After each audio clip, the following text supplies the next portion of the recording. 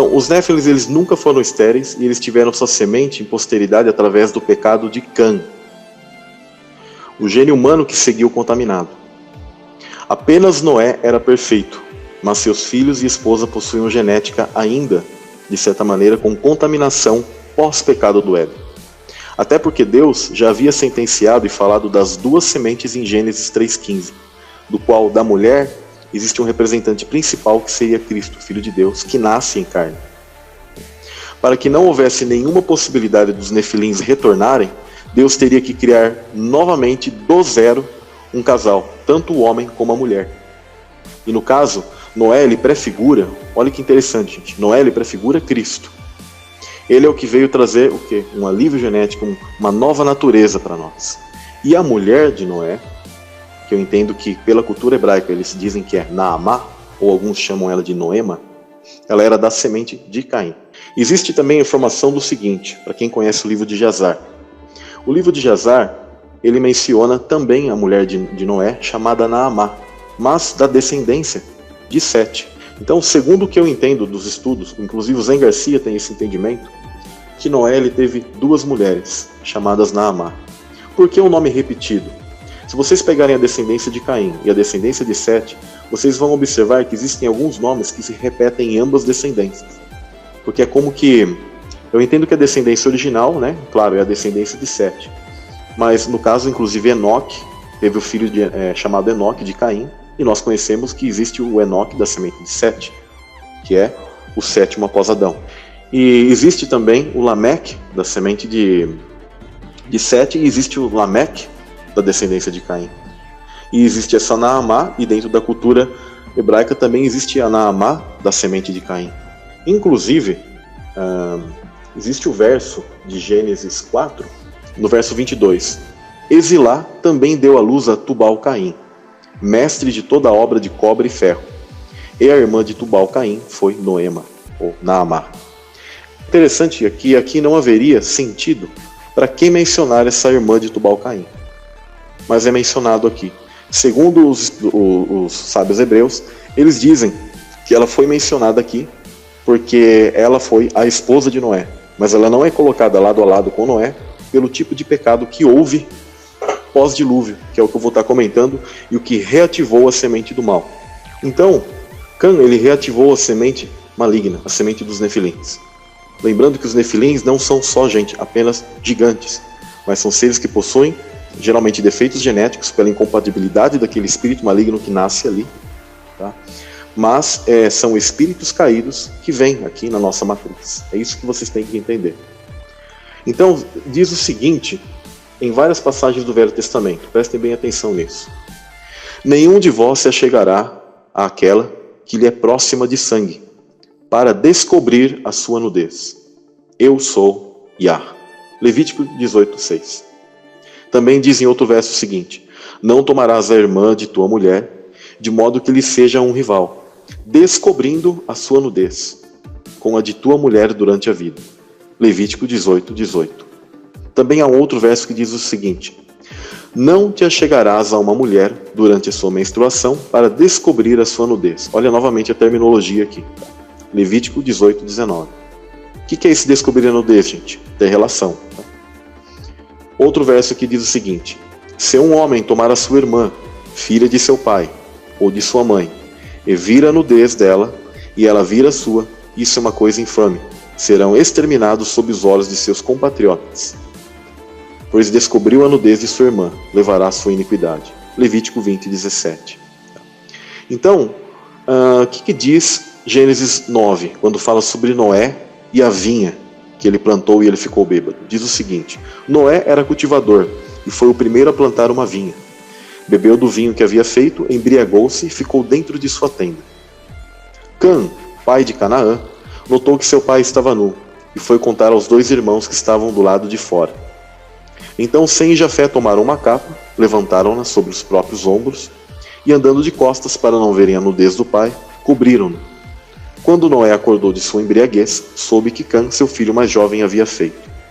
Em algumas outras traduções, tá, eles falam que ele viu a nudez de seu pai. Então, nessas traduções, geralmente o pessoal fala que viu a nudez de Noé. Mas o que significa essa nudez de Noé, pessoal?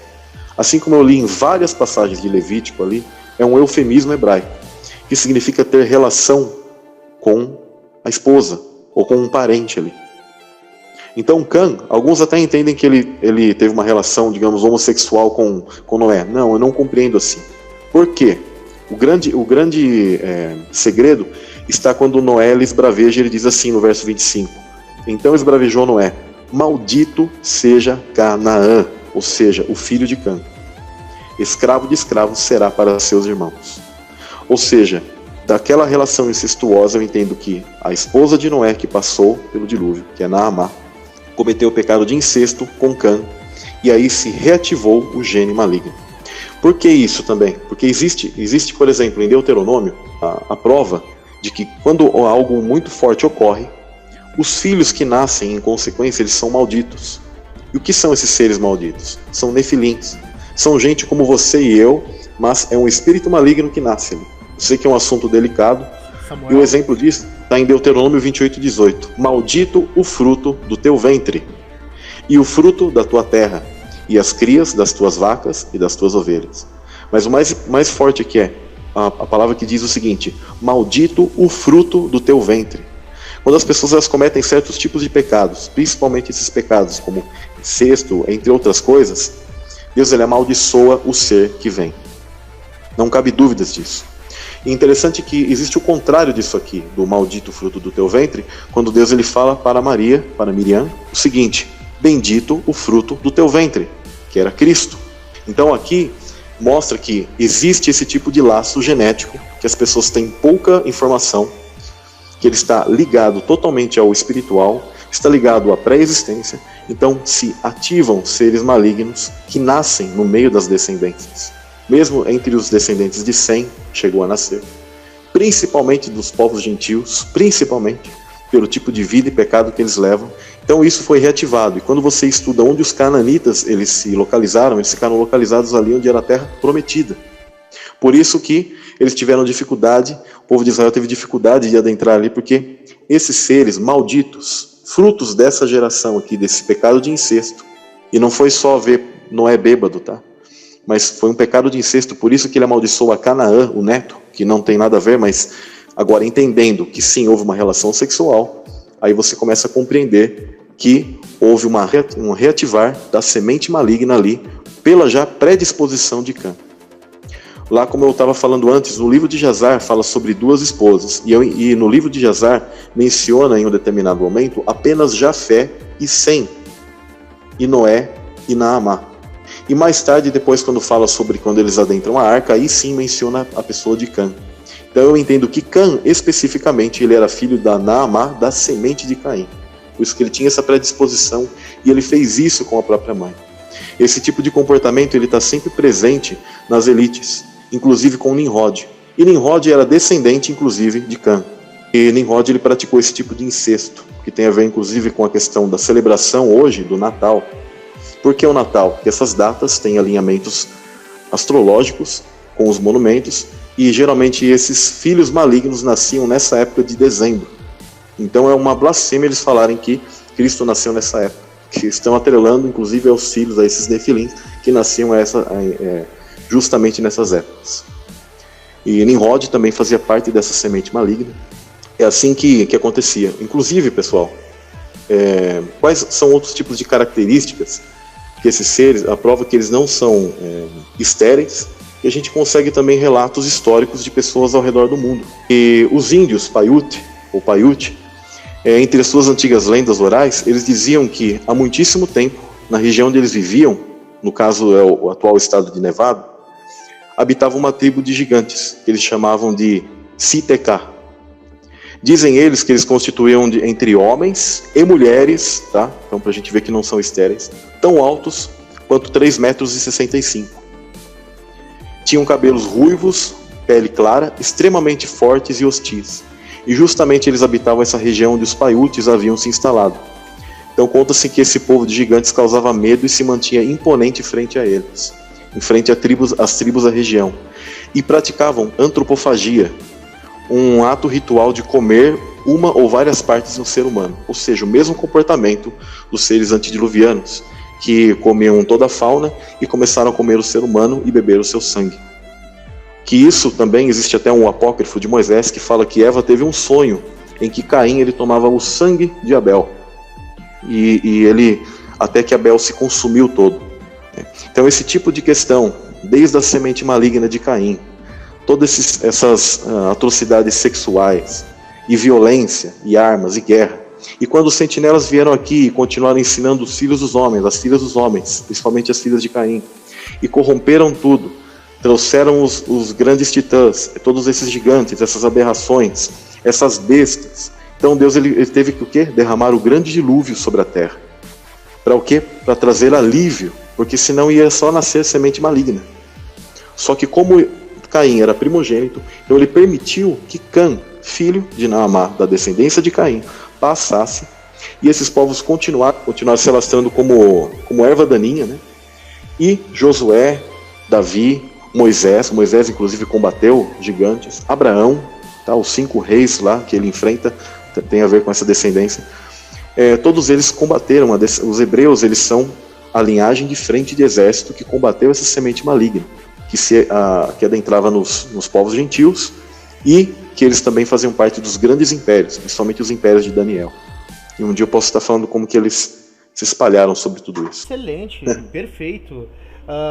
Na verdade, tu já respondeu uma pergunta que eu ia te fazer, inclusive alguém fez aí no chat, né? Então quer dizer que como que o dilúvio matou todos, exceto os que estavam na arca, mas ressurgiu os Néfilins? Foi por uma prática sexual ali, né? Incestos ali, que veio a maldição novamente, né? Veio essa semente novamente aí pro mundo, né? Porque ela faz parte ainda da semente de Caim, porque como eu disse, eu entendo que Caim já era um Nefilim, é um espírito caído que está aqui em carne. E como eu disse, pessoal, nem sempre eles são muito maiores que nós. Essas aberrações maiores surgiram fruto de sentinelas com a semente predisposta ao mal de Caim, tá? As filhas de Caim. Então por isso que esses seres eram muito maiores, etc. E também porque os sentinelas, eles, pensem bem, eram seres angelicais que deixaram sua habitação, igual está dito em Pedro, né? Em Judas, que deixa muito claro também toda essa questão. O próprio livro de Enoque narra completamente tudo isso, cita os anjos, cita o tipo de acordo que eles têm ali com Gadrel, ou com Satanás, ou com Lúcifer, seja o nome que você quiser dar, né? Que é a serpente. Também as pessoas precisam ter essa informação de que houve isso já desde o Éden, tá bom? O que é um Nephilim? É filho de um anjo ou um ser humano. E isso é o que ocorreu já desde o Éden, e isso continuou ocorrendo. Como eu provei aqui em Gênesis 6, que disse que haviam e continuou havendo depois que esses seres desceram aqui e coabitaram com essas filhas dos homens. Então, quando a gente fala sobre homem, o que é um homem? Um homem é um espírito revestido de carne. E um Nefilim é um homem que tem um espírito maligno revestido dessa carne. Esse é o grande segredo que eu não vejo ninguém falando e ensinando. Por isso que muitos teólogos se confundem e falam: não, eu creio que não existiram Néfilim, eu creio que ali na citação é outra coisa, tal. E ficam confundidos e até hoje não sabem o que eram aqueles caras, o que era Golias, o que era Og e como passaram. E também existe uma outra forma, tá, que está atrelado, como eu disse. Quando o corpo deles estava envelhecendo, eles estavam se aproximando da morte, eles faziam essa técnica que eu comentei da questão das pirâmides, os monumentos antigos, que inclusive estão relacionados a prisões desses seres, mas muitos desses monumentos foram replicados através de uma tecnologia, principalmente que tem a ver com o som.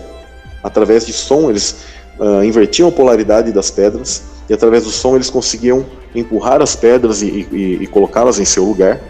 E dentro disso, esses monumentos eles foram replicados e se tornaram amplificadores desse tipo de conhecimento tecnológico oculto. E existem outras formas também, poderia estar falando, como Stonehenge, entre outras coisas, mas sempre está atrelado a estrelas, a cristais. Sempre está atrelado a cristais e a estrelas.